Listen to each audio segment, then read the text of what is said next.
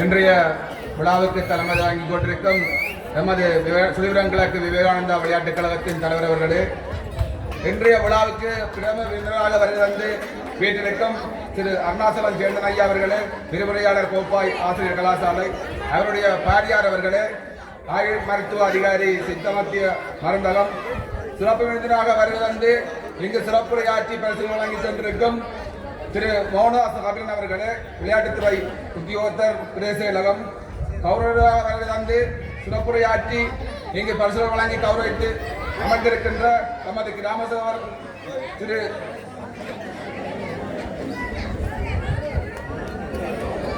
ராஜ்கண்ணா அவர்களே, அதேபோன்று கௌரவர்களாக வருகை தந்து சிறப்புரையாற்றி பரிசுகளை வழங்கி சென்றிருக்கின்ற விஜயரத்னம் ஜெயராஜன் அவர்களே, மற்றும் எமது பாடல் பாடசாலை சிறார்களே, பாடல் பாடசாலை ஆசிரியர்களே, எமது கிராமத்து பெற்றோர்களே, மாணவ செல்வங்களே, எமது கழக உறுப்பினர்களே, உங்கள் அனைவருக்கும் எனது மாலை வணக்கம். நான் இந்த மேடையிலே இந்த சிவராத்திரியை நவராத்திரியை பற்றியோ அல்லது எதை பற்றியும் பேச வரவில்லை. எமது விளையாட்டுக் கழகம் எவ்வாறு இருந்தது என்று எவ்வாறு செயல்படுகிறது என்பது பற்றி சிறு உரையாற்ற வந்திருக்கின்றன. 5 நிமிடம், 2 நேரம் போதாமல் இருக்கின்றது. உண்மையிலேயே இன்றைய விழாவின் பிரதம விருந்தினர் திரு சேதரண்ணா அவர்களுக்கு தெரியும், இந்த விளையாட்டுக் கழகம் 97ஆம் ஆண்டு, 96ஆம் ஆண்டு, 2000ஆம் ஆண்டு, 2002ஆம் ஆண்டு காலப்பகுதியில் சுழிவிரங்கிழக்கு கிராமத்து இளைஞர்கள் யுவதிகள் இணைந்து வலியாமம் மேற்கு பிரதேசத்திலே தனியொரு கிராமத்து, அதாவது 174 என்ற கிராம சேவர் பிரிவுக்குட்பட்டு நாங்கள் இந்த வலியாமம் மேற்கு பிரதேசத்தில் நடைபெற்ற விளையாட்டுப் போட்டிகளிலே முதன்மை இடத்தை பெற்றுச் சென்றது எமது இந்த விளையாட்டுக் கழகத்தின் பெருமை. இதை நீங்கள் எங்கு சென்றாலும் கண்டறிய முடியும். ஏன் நான் இதை சொல்ல வருகிறேன் என்று சொன்னால், இன்றைய பெற்றோர்கள் அனைவரும் உங்கள் சிறார்களை வீட்டுக்குள் பொத்தி பொத்தி வளர்த்து காம்பவுண்ட் முன்னே உங்கள் பிள்ளைகளுக்கு சாப்பாட்டை ஊட்டி அவர்களின் எதிர்காலத்தை அநியாயமாக்கின்றீர்கள். பிள்ளைகள் போன் பார்ப்பது தவறல்ல, ஆனால் ஒரு சிறு நேரமாவது நீங்கள் இந்த விளையாட்டுக் கழகத்துக்கு அழைத்து வர வேண்டும். இந்த விளையாட்டுக் கழகத்தில் அந்த சிறார்கள் விளையாட வேண்டும்.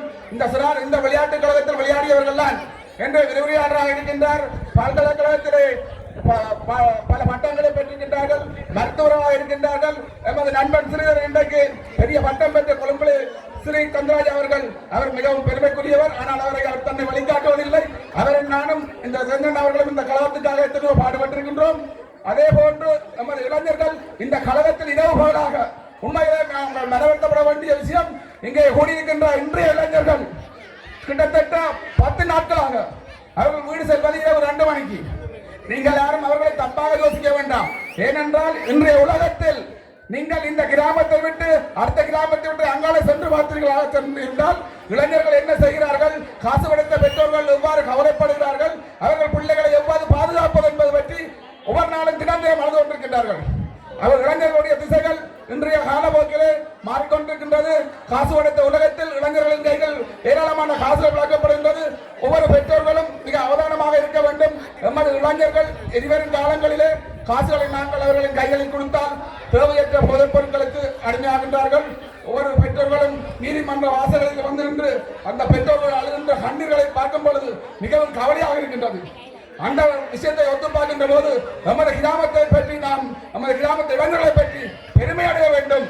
அவர்கள் இப்படியான நிகழ்ச்சிகளை செய்கின்றார்கள். இப்படியான காலகட்டத்திலே எமது இளைஞர்கள் எமது காலம் தொட்டு வருகின்ற கலாச்சார விழுமியங்களை கட்டி வளர்த்து வருகின்றார்கள் என்பால் அது நாங்கள் இந்த இளைஞர்களுக்கும் நமது கிராமத்திற்கும் கிடைத்த ஒரு கொடை என்றுதான் நாம் கூற வேண்டும். ஏனைய கிராமங்களில் இவ்வாறான ஒற்றுமைகள் இல்லை. ஏனைய கிராமங்களில் இவ்வாறான நிகழ்வுகள் நடைபெறுவதில்லை. எமது கிராமத்து இளைஞர்கள் இப்படியான நீதிமன்றங்கள், இப்படியான கலாச்சார சீரழிவான நிகழ்வுகளில் ஈடுபடுவதில்லை.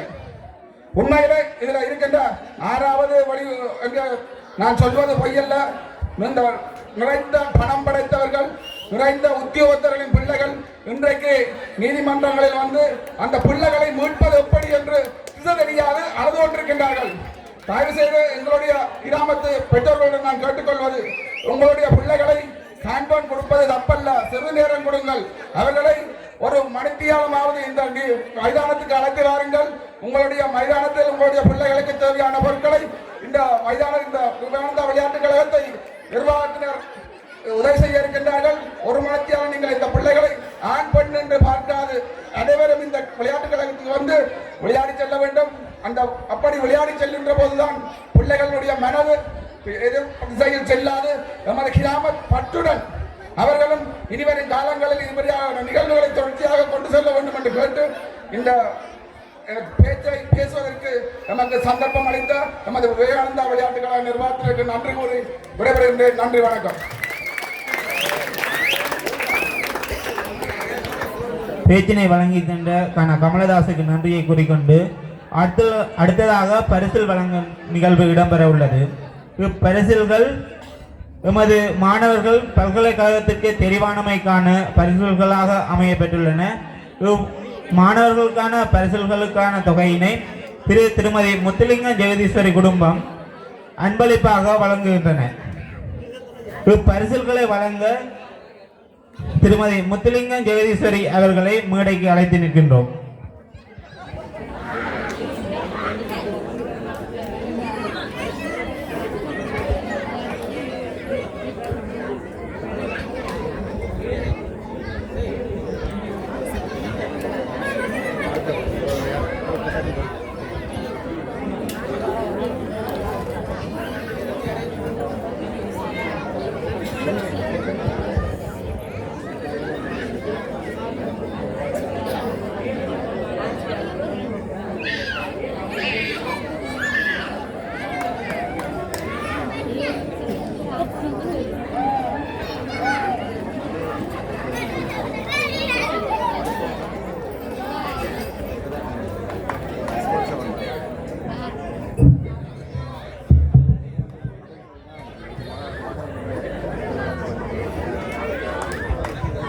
தானா சுரபி,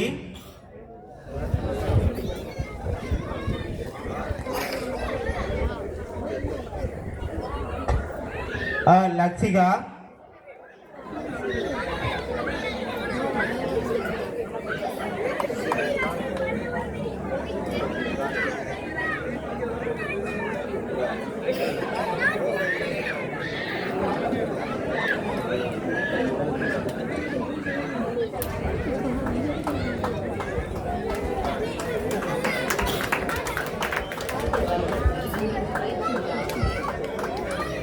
ये कीर्तना,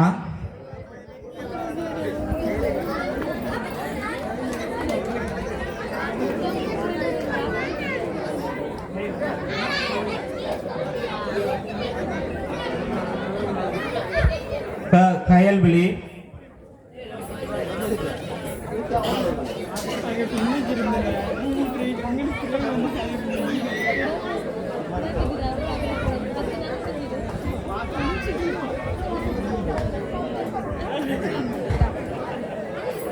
शिवानुजन,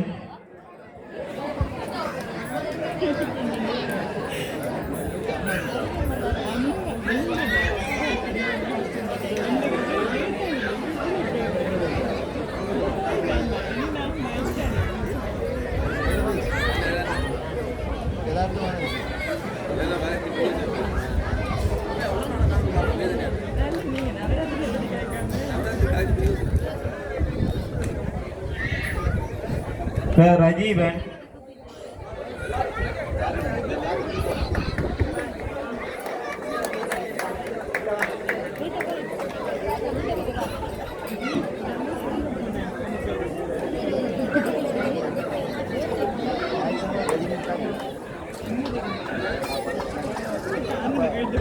ये जननी,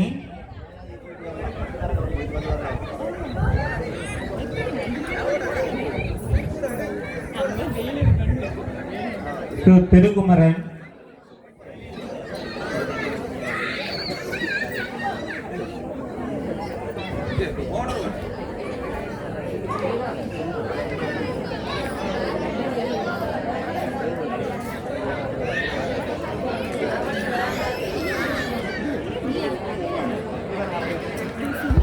आतिशाह,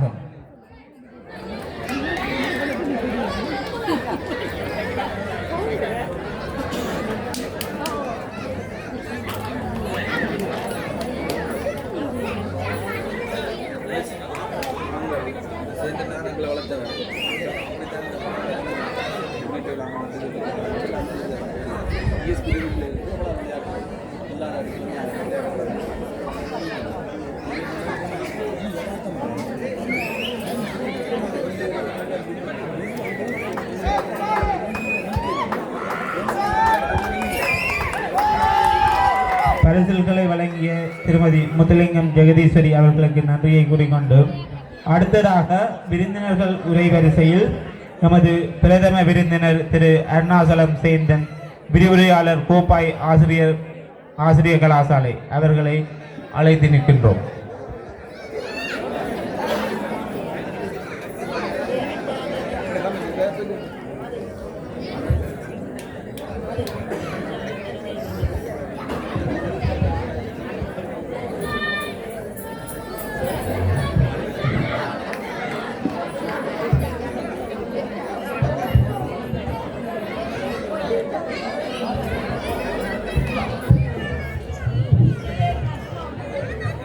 இன்றைய நிகழ்வில் தலைவர் நிகழ்வில் கலந்து கொண்ட சிறப்பு விருந்தினர்களே, கௌரவ விருந்தினர்களே, வருகை தந்திருக்கின்ற பெரியோர்களே, முன்பள்ளி ஆசிரியர்களே, மாணவர்களே, நமது அமெரிக்க மிஷன் தமிழ் தலைவன் பாடசாலையினுடைய ஆசிரியர்களே, மாணவர்களே, கந்தோ கோட்ட ஆசிரியர்களே, மாணவர்களே, நலன் விருந்திகளே, விவேகானந்தா விளையாட்டுக் கழக அங்கத்தவர்களே, நிர்வாகத்தினரே, வருகை தந்திருக்கின்ற பெரியோர்களே, உங்கள் அனைவருக்கும் எனது முதற்கண் வணக்கங்களை தெரிவித்துக் கொள்கிறேன். இன்றைய விஜயதசமி நல்நாளிலே எனக்கு முன்னர் பேசிய கமலதாஸ் அவர்களுடைய நெஞ்சை தொட்ட உரையிலிருந்து எனது உரையை தொடங்கலாம் என்று நினைக்கின்றேன். ஆனால் அவர் மிக முக்கியமான விடயத்தை இங்கே நன்னாளிலே சுட்டிக்காட்டி சென்றிருக்கிறார். எங்களுடைய கலை, கலாச்சாரம், பண்பாடு, விழுமியங்கள் என்பன இந்த பண்டிகைகளினூடாக அல்லது ஆலய நிகழ்வுகளினூடாக அல்லது இந்த கலை நிகழ்வுகளினூடாக அடுத்த தலைமுறைக்கு கடத்தப்படுவதுடன் அடுத்த தலைமுறையை வழிநடத்துகின்ற அந்த கைங்கரியத்தையும் திறம்பட செய்து வருகின்றன. இந்த கைங்கரியத்தை செய்கின்ற நிறுவனங்களாக ஒரு கிராமத்திலே இருக்கின்ற சனசமூக நிலையங்கள், விளையாட்டுக் கழகங்கள், பாடசாலைகள், ஆலயங்கள் மற்றும் பொது நிறுவனங்கள் தமது பணியை செய்து வருவது கண்கூடு. அந்த வகையிலே எமது கிராமத்திலே பல வருடங்களாக இந்த சனசமூக நிலையமும் இந்த விளையாட்டுக் கழகமும் நமது இளைய தலைமுறையினுடைய ஆற்றல்களை அல்லது அவர்களுடைய ஒழுக்கங்களை அல்லது அவர்களுடைய விழுமியங்களை கடத்துவதற்கு அல்லது அவர்களுடைய திறன்களை வெளிக்காட்டி சமூகத்திலே நன்மனிதராக திறமை மிகுந்தவராக மிளிர்வதற்கு அடிப்படையை வகுத்துக் கொடுத்திருந்தனர். நான் கூட இன்றைக்கு இந்த இடத்திலே முன்னுக்கு வந்து ஓரிரு வார்த்தைகள் கதைக்கிறேன் என்றால் அது நான் இந்த விளையாட்டுக் கழகத்திலே சிறு வயதிலே இந்த மேடையிலே களம் அமைத்து தந்த இந்த மேடையிலே பயின்ற விடயம். ஆகவே இன்றைக்கு இந்த நிகழ்வை பார்க்கின்ற போது இந்த முன்பள்ளி நிகழ்வை அந்த ஆசிரியர்கள் எவ்வளவு தூரம் சிரமப்பட்டு தமது முழு ஆற்றலையும் செலவழித்து அந்த பிள்ளைகளை வளர்த்திருக்கிறார்கள், அது அவர்களை திறன்களை வெளிக்கொண்டு வந்திருக்கிறார்கள் என்று பார்க்கின்ற போது அந்த பிள்ளைகளுக்கான சிறந்த எதிர்காலத்தை படைக்கின்ற பிரம்மாக்களாக அந்த முன்பள்ளி ஆசிரியர்கள் எங்கள் கண்முன்னே இருக்கிறார்கள். அதே போல இந்த கந்தோட்டம் என்கின்ற கல்வி நிலையத்தினுடைய சேவை அந்த யோகா என்ற நிகழ்வை பார்க்கின்ற போது மெய்சிலிர்க்க வைக்கிறது. இவ்வாறான நிகழ்வுகள் இன்றைக்கு நம்முடைய கிராமத்தினுடைய பிள்ளைகளை நல்லவர்களாக வல்லவர்களாக வழிநடத்துவதற்கு ஆணிவேராக அமைகின்றன. இன்றைக்கு நாங்கள் 21ஆம் நூற்றாண்டிலே 25 வருடங்களை கடந்து வாழ்ந்து கொண்டிருக்கின்றோம். விஞ்ஞானம் வளர்ந்து விட்டது, தொழில்நுட்பம் வளர்ந்து விட்டது, செயற்கை நுண்ணறிவு வந்துவிட்டது. இவ்வாறு நாங்கள் புகழ் பாடிக்கொண்டிருக்கின்ற அதே நேரத்திலே மனிதம் தொலைந்து கொண்டிருக்கின்றது, மனிதத்தை தேடிக்கொண்டிருக்கின்றோம். இன்றைக்கு அந்த தம்பி கமலதாஸ் சொல்லுகின்ற அந்த யதார்த்தமான விடயங்கள் நகர்ப்புறங்களிலே சென்றால் தெரியும். அவர் நீதிமன்றத்தோடு சம்பந்தமாக இருக்கின்றபடியால் அவர் மிக உணர்ச்சிபூர்வமாக சொன்னார். நகர்ப்புறங்களில் இருக்கிற எத்தனையோ பிள்ளைகள் இன்றைக்கு இந்த கொலை, கொள்ளை, போதவஸ்து போன்ற கலாச்சார சீரழிவிற்கு உட்பட்டு அந்த பெற்றோர்கள் தவித்துக் கொண்டிருக்கிறார்கள். அந்த நிலையிலிருந்து எங்களுடைய இந்த கிராமத்து பிள்ளைகளை யார் காப்பாற்றுகிறார்கள் என்று சொன்னால், இந்த கிராமத்திலே இருக்கின்ற இவ்வாறான நிறுவனங்கள் ஊடாக அவர்களுடைய அந்த கட்டுக்கோப்பு வளர்க்கப்படுகிறது. ஆனால் நாங்கள் கூட இன்றைக்கு இந்த விளையாட்டுக் கழகங்களையும் சனசமூக நிலையங்களையும் உரிய வகையிலே பயன்படுத்துகிறோமா என்கின்ற ஒரு கேள்வி எழுகிறது. இவையெல்லாம் தேவைதானா என்கின்ற கேள்வி எழுகிறது. பிள்ளைகள் முற்று முழுதாக கல்வி என்ற ஒரு நிலையிலே பாடசாலை டியூஷன் என்ற இந்த குறுகிய வட்டத்திலே சிக்கிக் கொண்டிருக்கிறார்கள். இதனால் இன்றைக்கு இந்த தொற்றா நோய்களுடைய தாக்கம் குழந்தைகளுக்கு அதிகளவிற்கு ஆட்பட வேண்டிய ஒரு சூழல் உருவாகிறது. நாங்கள் கல்வி என்ற அந்த குறுகிய வட்டத்திலே நின்று கொண்டு எங்களுடைய அன்பு, பாசம், மனித நேயம் இதை தொலைக்கிறது மட்டுமல்ல, அந்த குழந்தைகளுடைய எதிர்கால ஆரோக்கிய வாழ்வையும் தொலைத்துக் கொண்டிருக்கிறோம். ஆக எங்களுடைய குழந்தைகள் நல்லவர்களாக, வல்லவர்களாக, ஆரோக்கியம் மிக்கவர்களாக இந்த எதிர்கால சமூகத்தை, இந்த எதிர்கால சவால்களை எதிர்கொள்கின்றவர்களாக வளர வேண்டுமாக இருந்தால், இங்கே இருக்கின்ற இந்த விளையாட்டுக் கழகம், சனசமூக நிலையம், ஆலய திருவிழாக்கள் என்பவற்றிலே இந்த பிள்ளைகளை பங்கு பெற்ற செய்வதும் ஈடுபடுத்துவதும் அவசியமாகிறது. இன்றைய சமூகம் யாருக்கு மரியாதை கொடுக்கிறோம் என்றால், ஒன்று சிசிடிவி கேமராவுக்கு மரியாதை கொடுக்கிறோம், அல்லது பிங்கர் பிரிண்ட் மிஷினுக்கு மரியாதை கொடுக்கிறோம். அது எங்களுடைய வேலை செய்வதற்காக இருந்தாலும் சரி, அல்லது மற்றவர்களாக இருந்தாலும் சரி, மனிதனை மதிக்கின்ற பண்பு மங்கி இந்த யந்திரங்களை மதிக்கின்ற ஒரு சூழல் உருவாகி கொண்டிருக்கிறது. இது ஒரு அபாயகரமான சூழல். இன்றைக்கு நாங்கள் எங்களுடைய இந்த தலைமுறையை அல்பா தலைமுறை என்று சொல்கிறோம். அதாவது 2010 இருந்து 2024 வரை பிறந்த அந்த குழந்தைகள் அல்பா தலைமுறை என்று சொல்லுவோம். இந்த அல்பா தலைமுறை தான் இன்றைய செயற்கை நுண்ணறிவு இயந்திரமய யுகத்திலே மிக பெரிய சவாலை எதிர்நோக்க இருக்கிறது. அது என்ன சவால் என்றால், அவர்கள் மனிதர்களை மனிதர்களாக மதித்து தன்னுடைய தாய் தந்தையரை அவர்களுக்குரிய மரியாதையை கொடுத்து அல்லது சக மனிதர்களை அன்பு பாராட்டி நடக்கின்ற ஒரு சூழல் கேள்விக்குறியாக இருக்கிறது.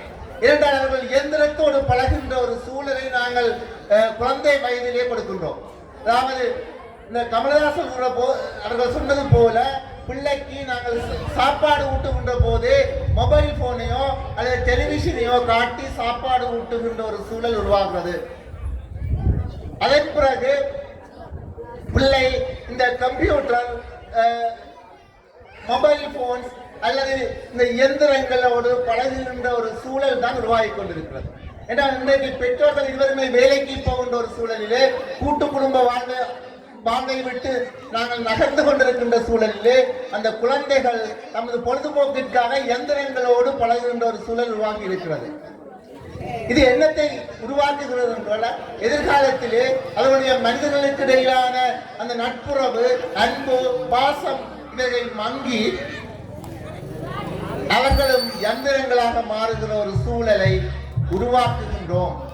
இதனால் விளைவாக இன்றைக்கு பெற்றோர்களை முதியோர் இல்லத்தில் விடுகின்ற சூழலும் அல்லது பெரியவர்களுக்கு மதிக்காத சூழலும், பாடசாலையிலேயே ஆசிரியர்கள் பிள்ளைகளை கேள்வி கேட்கிற அஞ்சுகிற சூழலும் உருவாகி இருக்கிறது. இதிலே இருந்து, இந்த சவால்களிலே இருந்து இந்த அல்பா தலைமுறையை நாங்கள் மீட்க வேண்டும் என்று சொன்னால், இந்த சிறு வயதிலேயே அவர்களை இந்த ஆலய திருவிழாக்கள், இந்த நிகழ்வுகள், விளையாட்டுக் கழகங்கள், சனசமூக நிலையங்களிலே இவ்வாறான பாணி விழாக்கள், தீபாவளி பண்டிகை, பொங்கல் பண்டிகை போன்ற நிகழ்விலே இவ்வாறான கலை நிகழ்வுகளை அமைத்துக் கொடுப்பதன் மூலம் அவர்களை நல்ல தலைவர்களாக, வல்லவர்களாக, இணைந்து செயற்படுவர்களாக, அன்பு பாசம் உள்ளவர்களாக, சமூகத்தின் நற்பிரஜைகளாக உருவாக்க முடியும். அந்த வகையிலே தான் இன்றைக்கு எங்களுடைய நகர்ப்புறங்களில் இருக்கிற அந்த மிக மோசமான சூழலில் இருந்து எங்களுடைய கிராமம், எங்களுடைய அயல் கிராமங்கள் பாதுகாக்கப்பட்டு கொண்டிருக்கின்றன. இதை நாங்கள் தொடர்ந்து தக்க வைக்க வேண்டுமானால் இவ்வாறான நிகழ்வுகளில் எங்களுடைய பிள்ளைகளை ஈடுபடுத்தி நாங்கள் நல்லவர்களாக வளர்க்க வேண்டும் என்று கூறி சந்தர்ப்பத்துக்கு நன்றி கூறி விடைபெறுகிறேன். நன்றி.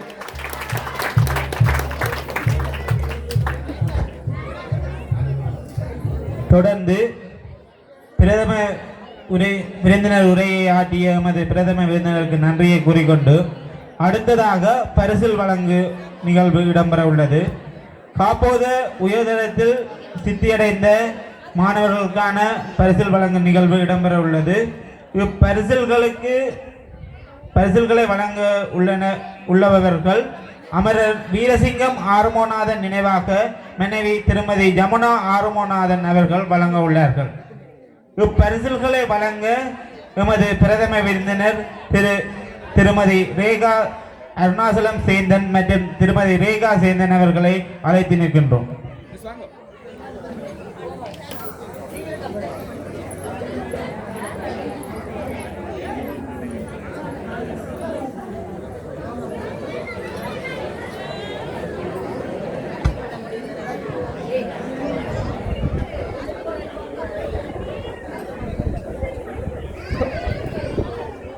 கஜகாஜினி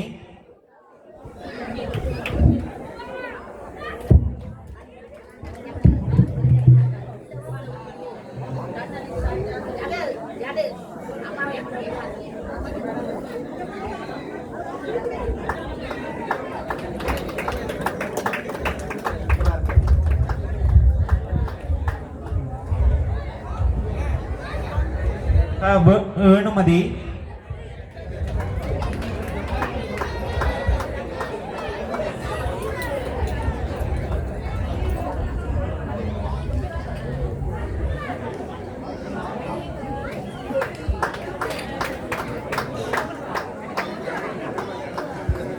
சரண்யா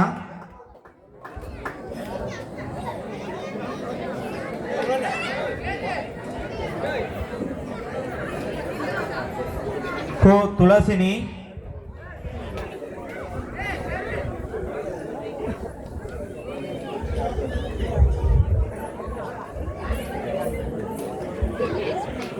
சி அபிஷனா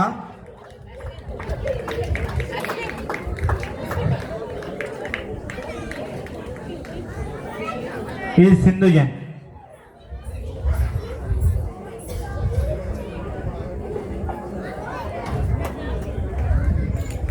சரண்யா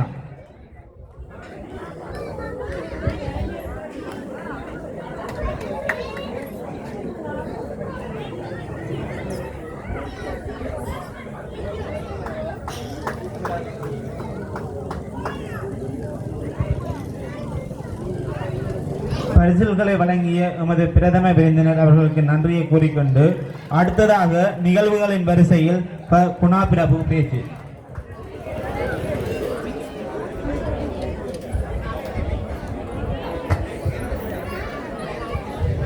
மன்னிக்கவும், எமது பிரதம விருந்தினர்களுக்கான கௌரவிப்பு நிகழ்வு இடம்பெற உள்ளது. பிரதம விருந்தினர் அவர்களை மேடைக்கு அழைத்து நிற்கின்றோம்.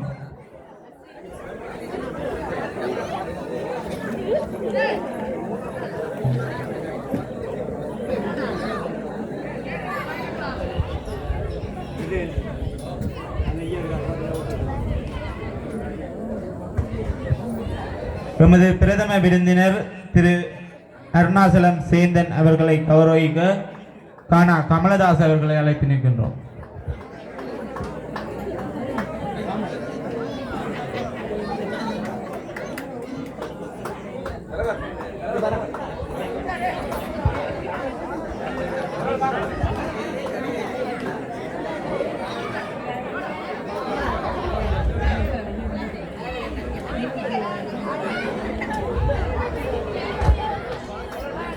கமலதாஸ் அவர்களுடன் எமது கழக தலைவர் சீனா ஸ்ரீ சுபாஷ் அவர்களும் இணைந்து கௌரவிக்கின்றார்.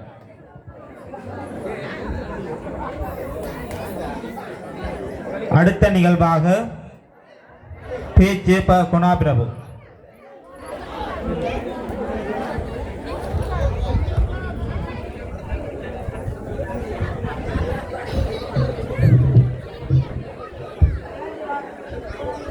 அனைவருக்கும் வணக்கம். நான்காம் நிலையில் நவராத்திரி என்ற தலைப்பில் நான் பேச விளைகின்றேன். நவராத்திரி என்பது 9 இரவுகள். நாங்கள் சிறுவரானவர்கள் இவ்விரதத்தை கட்டாயம் அனுஷ்டிக்க வேண்டும்.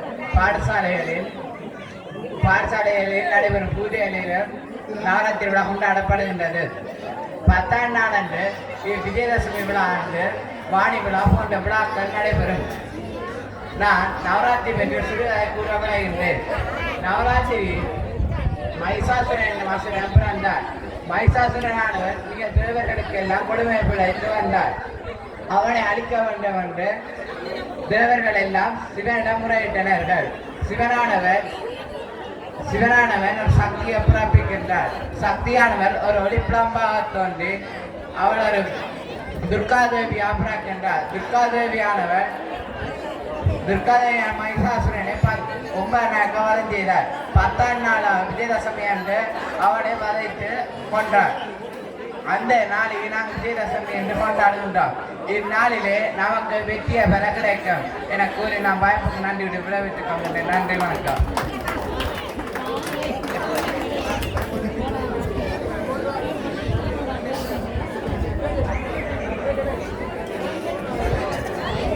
குணாபிரபுக்கு நன்றியை கூறிக்கொண்டு அடுத்த நிகழ்வாக வைஷ்ணவி ஆத்திசூடி.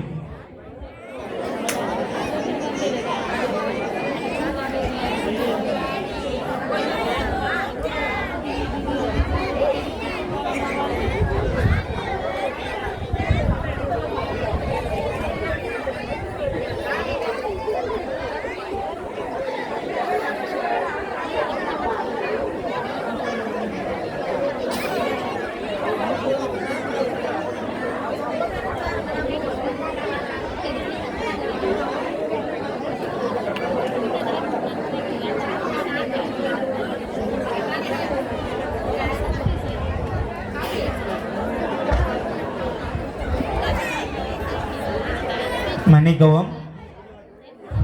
அடுத்த நிகழ்வாக எல்லோரும் பெரிதும்